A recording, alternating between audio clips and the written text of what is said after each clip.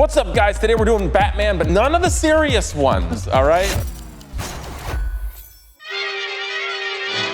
Batman. Hey, which Batman theme is the best one? Guys, yeah, nana, nana, nana, nana. It's gotta be that. It kind of has to The one where they just say Batman with like a musical Batman. like, tone? Batman. be. What's the title of that?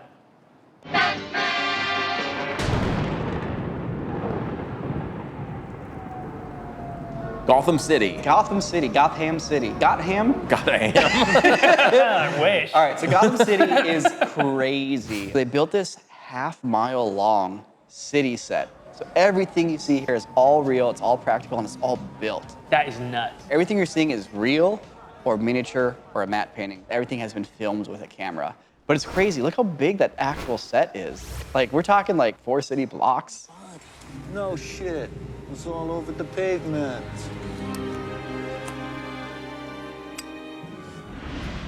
This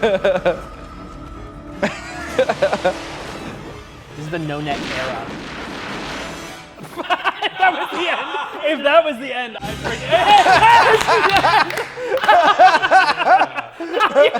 forget. I'm so glad you did that. Damn, he takes He takes it too. Messes with it. Anyways, he's fine. He gets back up, kicks the guy through a door. You know, you get a fiberglass mold of him. They, do all the sculpts on top of him. A lot of different pieces of costume. Muscle sculptures, things like that. The cape was really challenging because they needed it to look like, the rubber black, like a suit. But you can't just use rubber and have it move like that. So what they ended up having to do is they took a big sheet of glass and they would spray it with vinyl and they would set all their cloth pieces on top of that. And then that vinyl would dry onto the cloth. So the cloth is like on the inner layer or something like that? It gives it like the structure and so it hangs the right way. And then the outside is all this like vinyl rubber. Wow, that's insane. It's funny if you think about it too, as Batman films get more serious, the little horns get shorter. They keep shrinking down. They shrink down and suddenly, and then you have Ben Affleck. And they're just nubs. It looks so weird without him, though. I'm trying to imagine just a smooth, perfect. Well, actually, like... Yeah, just Batman with no spikes up there. It's just like, man.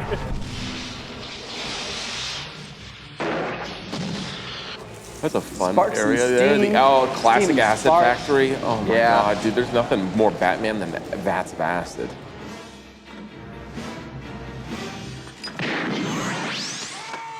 My face. Ricochet.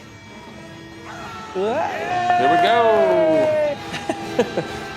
Uh-oh, yikes. Right into the acid. Oh. Right into the Right into the acid. Right into the charisma booster. Oh, Yeah. So after the Adam West show, there was just this like media desert, to borrow a term from Sam, of Batman films. There was nothing. The studio was trying to start it over and over and over, and it's like, this one's too funny. This one's too serious.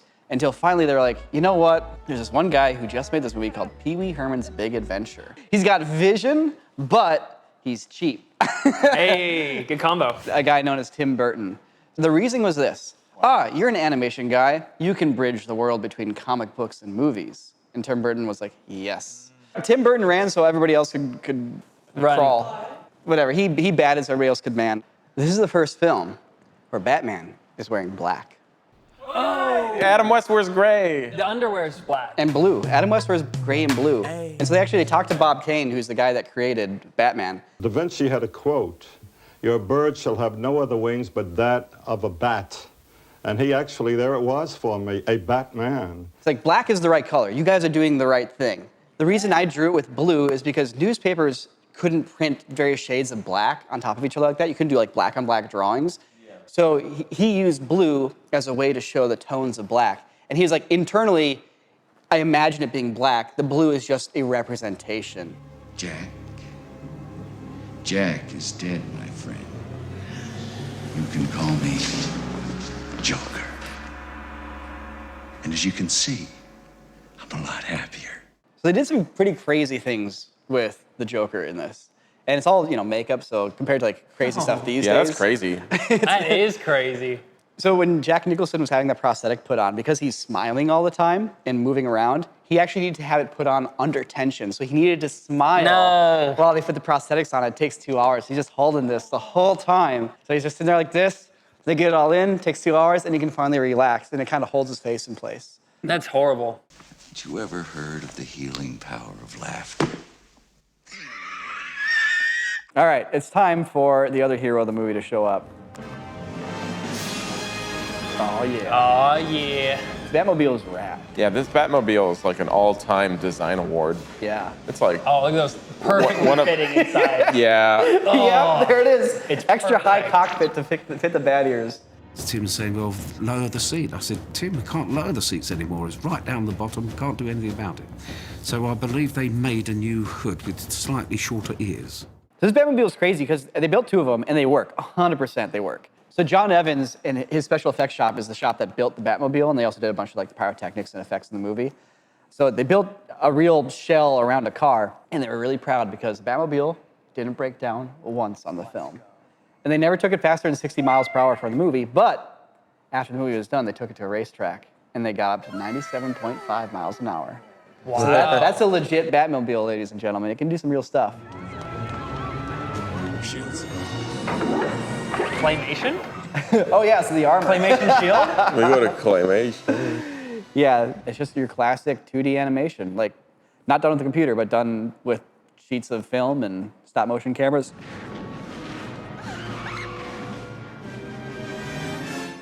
Kills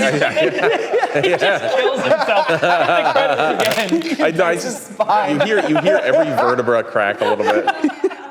It's just, you feel, I can't with the no neck. Be careful. Of course, you have a Batcave. that's a nice matte painting. Yeah. This is where I like to hang out. Yeah. Do you know what schizophrenic is? Now, we're talking a lot about Batman, but if you are looking for stock footage of bats or men, there's only one choice: Storyblocks, today's sponsor. For our editors here at Corridor, I can blurt out whatever I want, and there's gonna be something on Storyblocks to cover it up. Let's do a little test. A baby walking for the first time. Spin those wheels, this hot rod's ready to rock. Stop that, I'm ticklish. Here at Corridor, we've used Storyblocks for as long as I can remember. Well, Storyblocks is a stock media subscription service that offers unlimited access to high quality stock videos, images, music, sound effects, and more. And what's nice is, unlike traditional stock platforms, Storyblocks provides an unlimited model. This means you can download as many videos as you want without any concern of an increasing cost. That's peace of mind. Grumbly tummy, I'm an upset man. I can do as many as I want because I'm paying a predictable monthly cost. And in this crazy new world where every corner is covered in AI slop, you can be confident that all of Storyblocks assets are created by real artists, crafted with intention and creativity. And look, if you're worried that you're gonna be using the same old clips that every other editor has access to, Storyblocks library is constantly refreshed with commissioned content based on the latest trends and what members are searching for. This means that you are going to have guaranteed access to the freshest, hottest clips online. So fresh, just like mama's bread. Mama's bread, you gotta find something. Across cobblestones they run. It's so easy. With thousands of pre-made, customizable video templates for editing programs like After Effects, Premiere Pro, Apple Motion, and DaVinci Resolve, you can streamline that workflow and save 3.5 hours a week on average. That's a real number that the scientists over at Storyblocks have calculated. And just like always, anything you download from Storyblocks is 100% royalty-free, pre-licensed, and ready to use. So if you're looking to make a montage of sweet grandmas smiling, or maybe even dancing, or something better, you can head to storyblocks.com/corridor crew to get started today, or just click the link in the description. Now let's go back to the Man in Black. All right, let's get into the crazy city party scene. Prince, Batman, say no more. With the nose on that thing. He's handing out ham. Everyone's like, yeah! It's why we moved here. Whoa, what the heck happened to that shot? This is your one comm shot here. That's what visual effects actually looked like back in 1989. The buildings don't go that high. If you want a shot of the city that shows the skyline and like the top of the buildings, you have to do that through a composite shot. Yeah, they gotta run that through the toaster. You know, they're not doing this on a computer, so you have your footage, and you have to project that onto another piece of film, and it's like taking your phone out or your camera and like recording your TV. It's going to look worse. That's a sweet matte painting. Yeah, love these matte paintings. Didn't case. Batman really just, he figures it out. He really plans. How does he know? So he didn't use the force. Wow. That's sick. We all had that moment in Battlefield where you pick off the pilot.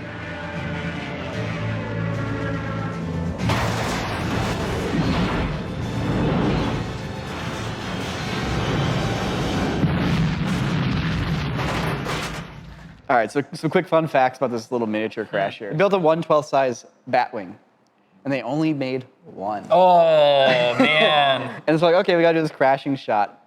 And they do it, and they're like, it's no good, we gotta do it again. We only made one. So they spend a day, just a day, rebuilding it, because they had to blow it up. Not a big deal. And they film it again. They blow it up. We're like, all right, we got it. We filmed it with 6 cameras. I think we got it. Didn't get it. Had to go back and get more coverage. And he literally just mushed all the broken pieces of the plane back together for some of the shots. And if you watch the sequence and you look closely, like especially that shot here, right there, you can tell it's just a pile of pieces that's hitting the ground. Because this would be from first take. Yeah, first take here. Right. And then you've got a pile of mush sliding through the city. It's already busted up from being blown up twice and just splat it into the scene. It's funny how they built a miniature version of the full-size set they have there. And, you know, that's it. That's the end of Batman. It's actually a really well-constructed film, and you can really see Tim Burton's animation sensibilities coming through. Every shot is, like, colorful and painterly and interesting and telling a story with the cinematography. Yeah. Yeah. That's so cool. The movie looks different than any movie these days. Yeah. Like, it stands on its own. I don't know, it's really hard to make a visual, timeless film, but I think they did it with this film. One of the best things about Batman to me is that he returns. Now, what's interesting about this is this movie is the world of the miniatures. And they do a really nice job. Zoo. This is one of the coolest shots in the movie to me. Whoa, we're going Wow. And the whole movie is very Tim Burton. Like, you actually start to see more of his style come through. through. This is crazy compared to the first movie. Uh-huh. Wait, is this like a motion control shot? It's gotta be. Because like they go up through these things and then like what the heck? What an elaborate miniature set. What an elaborate camera move and everything. Oh my God. This one stars Danny DeVito as the Penguin. Tragic irony or poetic justice. Amazing casting. Amazing casting. And he and his horde of birds and men live in the sewers, and their base is our Arctic World, the zoo, and it is 75 feet by 55 feet. Wow. Which is insane. It's so big that in order to achieve this shot, which is motion control, you're totally right, they had to design a custom boom arm that was long enough. And then there's another big move like this. This is the Cobblepot Manor. And this is kind of how it opens. While not nearly as dynamic as what we just saw, Who's that little guy? how they achieve this is really fun and clever. Again, I'm not coming from the world of miniatures, I'm coming from the world of like CG. And they have miniature gate, miniature hill, miniature mansion as well. And what they're doing is they're mounting the mansion and the gate sideways. Oh. Both of them are actually sideways, and the camera and the gate are on different motion control tracks. Oh, wow. So as the camera moves towards the mansion, the gate moves towards the camera to give the illusion of a bigger space. I thought it was just a composite shot, but it's like really clean for a composite shot. And then for the silhouette on the window, that's just rear projection, Oh, cool. all taking place at the same time. And then we see Wayne Manor. That's neat. The clouds are moving. The clouds are moving. Oh, they're not as a spotlight. Yeah. It's a pretty good looking spotlight too, actually. They've got the miniature mansion on the hill, which, by the way, underneath is just cardboard boxes and a king-sized mattress topper that's covered in baking soda. And for the clouds, it's fiberfill.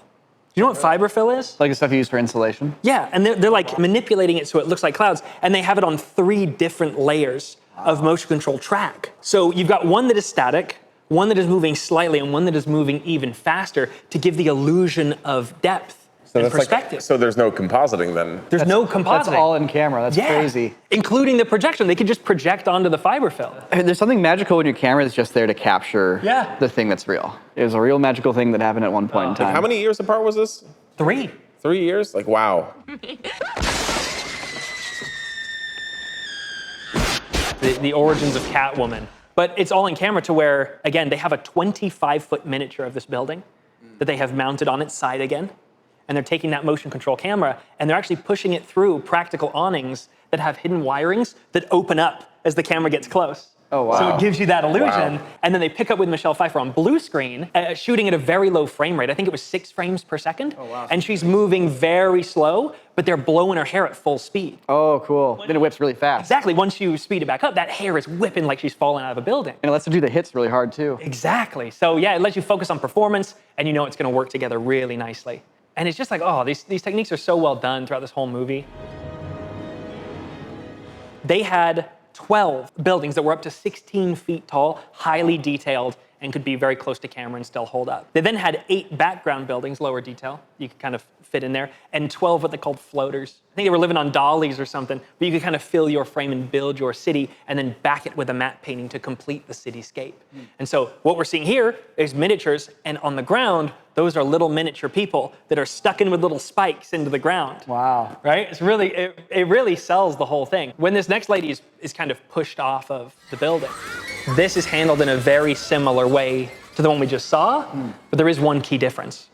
It doesn't look like blue screen to me. It looks like it's really clean edges on it. So is that just rear projection? It's all in camera. Really? So they have the miniature set, they have a handheld camera on a boom, and she is also on the boom, and they're moving towards the miniature Wow. people at 6 frames per second. Oh, wow. Again, picking up the speed so the hair goes crazy and the performance feels natural. Wow, that's It's so cool. cool For like this short little That's shot, cool. right? That's cool. Dude, for being all in camera, that's awesome. Nuts. I love it. I love it so much. And yeah, those bats look great. Those are CG bats. Yeah. Every time we're seeing bats on screen, it's full siege. They were using the Boyd system for this. This was Oh, right. like an early flocking software. It's flocking logic for birds, and in this case, bats, where they can avoid themselves and avoid certain obstacles, but they still have goals for their positions. But of course, with every Batman movie, you kind of need the car chase, right? We want to see what the car does. What new trick has he installed today? Wires. Yeah, they had every single car on a wire ready to be yanked. Man, the art of tossing cars. That's a lot of chaos. Oh yeah, I love that so much. That's how he's controlling it in his little mobile van. But now he's back in control, and the cops are on his tail, and so how do you get out of this one, Batman? Just start shedding. So I actually had a Batmobile toy that was the Batmobile that could eject the center out of it. Oh, really? Yeah. Wow, well, this is the origin, I think, or maybe not, but. Yeah, this is the origin, 100%. It was the toy that did this. So this first shot, this is really cool because now we're in full miniature town. And they have a quarter scale replica of the Batmobile that still weighed like 50 pounds. But what they did is they mounted to a dolly, the camera and the car. And then for this little stretch of miniature road, they were able to just do some physical ejections. But this is the shot that I think is really cool. That feels like it's sideways. I mean, it's not sideways. It feels like it's sideways on a wall with a projector shining on the whole thing with like the street going by. It's just a static model with stuff falling off it. Or maybe it's not sideways, but like it's pointed up so things just fall downwards and backwards. And all the street going by is just a projector shining on it. Bravo.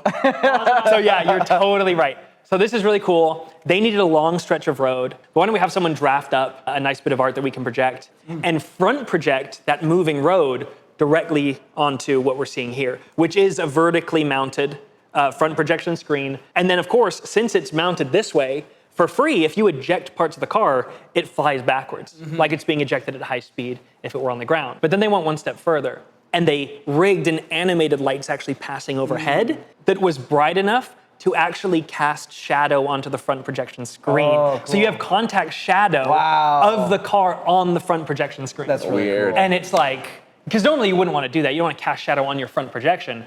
But here they're like, we want the contact shadows, and you can see them as the lights are passing overhead for just that little moment in time. It's like, really helps sell it. And then of course, when we cut to this last one, I'm sure you can imagine how they did this. Yeah. This looks like a chunky real motorcycle thing. Yeah, that's that same quarter model, and it's rigged to a track. But yeah, they're hiding the rigging to mount that motorcycle That's onto funny. the track. Like there's that very clear line down there too. You're right. Now that you point it out, it's hard to unsee.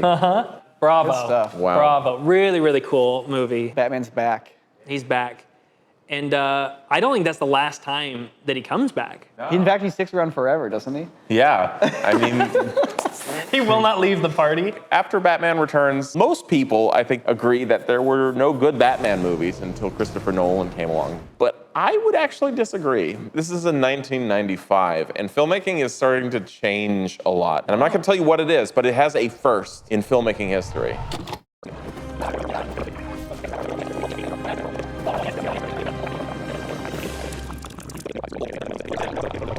So like Batman Returns is cool. Batman, 1989 is super cool. And I feel like splitting the difference between like the original campy comic and then some of the more serious stuff that was introduced with like The Dark Knight. But then the Batman Forever and Batman and Robin ones feel like, oh no, let's actually hone in on like the Adam West Batman campy elements and just make that the blockbuster like aesthetic. Holy iceberg. It's the hockey team from hell. I think it'd be prudent for us to take a moment and just take a look at an Adam West clip. We just need to take a moment and ground ourselves and take a look at where we are coming from cinematically. Just this one scene to get an idea. Wait, this is a film set. Oh, that's a bright light, eh? Shoot your eyes, Robin. You can't see. Ouch! Got him! This catapult will hurl you through the sky and across Gotham City. Very flammable rope. Yes. Holy cliffhangers, Batman. Aren't you even gonna try to get loose? What's the cube root of pi, Robin? The cube root of pi at a time like this? Never mind, I just remembered it. We're about to be launched all the way across Gotham City. Exactly, Robin. I'm computing our trajectory. According to my computations, we should land about 30 yards south of the intersection of Mulberry and 7th Streets. Uh-oh. Whoa! Damn, that's a lot of drag. Lot, dude. Lot. No, boy! The baseball field's the wrong. Oh! Damn. I jumped his ball! That shit's better than a Tesla. Whoa. Oh my gosh. It's a little bumpy though. Yeah, bumpy. Whoa! I didn't realize how much I missed seeing ragdolls thrown. Yeah, I love it when That- people use dummies in movies. Always hit. I just love the fact that we actually get a shot of a catapult launching a Batman and Robin for real.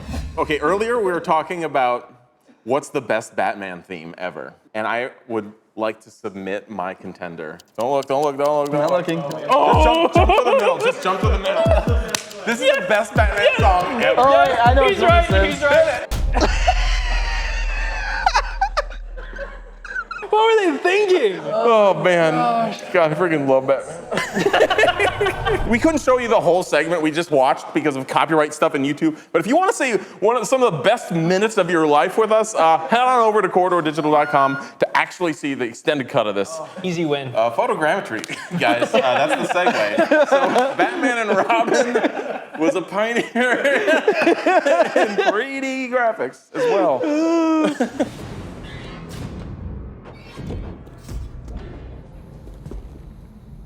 Chicks dig the car. All right, so Batman and Robin's got Arnold Schwarzenegger playing Mr. Freeze. The freeze effects are pretty cool. The Iceman cometh. Cold entrance. Whoa. Pretty cool. That is cool. Okay, so it's 1997 or whatever. How are you guys doing these effects then? I feel like you have some crazy smart programmer actually doing like some sort of crazy procedural system. But I heard you utter the words photogrammetry. Oops. I mean, I can see making like the ice model and like dealing with some computer program that like does the like icicles and stuff. But like the person underneath probably has to be a 3D model inside that ice. Photorealistic people is like impossible in 1997. So yeah, obviously we're dealing with CGI ice there. And some practical, Wait, like CGIs? CGI. CGIs for the CG guys? They have 3 additional cameras that are running in sync with each other, allowing them to choose a frame at which they get frozen on. It gives them just enough information to actually recreate the photogrammetry of the person, allowing them to put them in the ice. They're creating a mesh.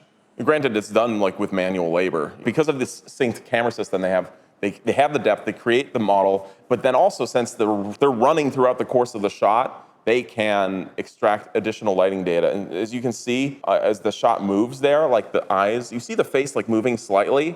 And that's because they've got their 3D Model S made, but they are also still capturing that movement there on set practically. From the footage. With that light that's flashing in the background. Like there's a guy there. Yeah. It's wildly complicated for the time. And it's just, actually, it's wildly complicated in general to get it. But I think it looks pretty sweet. And I love that little comedic touch of that one piece breaking off at the end.